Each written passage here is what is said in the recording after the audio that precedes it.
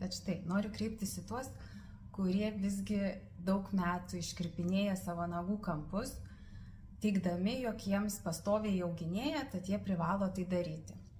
Tad štai, noriu paneigti jūsų šitą įsitikinimą, kadangi daugumos atveju, visiškos daugumos, tikrai gal 90%, tarkim šitaip turinčių tokį įprotį žmonių, įsitikinimas yra klaidingas, kadangi priežastis to jausmo kaip įauginėjimo gali būti įvairios.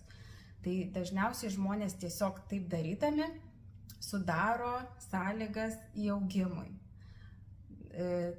Tad vėlgi labai rekomenduoju kreiptis į pėdų priežiūros meistrą, kuris jūs pamokins, kaip tai daryti, kaip išvengti to, kad nenorėt išsikarpinėti kampų visą laiką. Todėl, kad jūs tiesiog skatinat patys tą daryti. O priežastis to jausmo diskomforto gali būti pačios įvairiausios. Pačios dažniausios, tarkim, tai yra ponaginės nuospaudos, kurios turi būti pašalinamos, yra tam būdų, kaip tai sumažinti, kad nebūtų to diskomforto.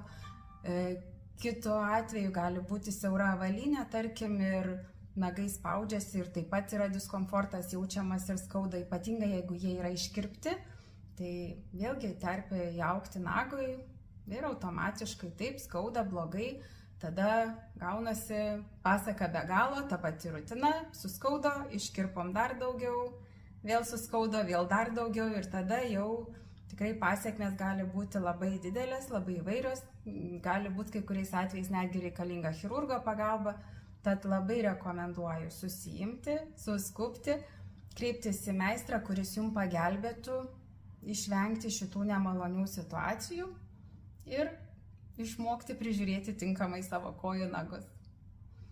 Na ką, labai linkiu jums susiimti ir tai daryti taisyklingai.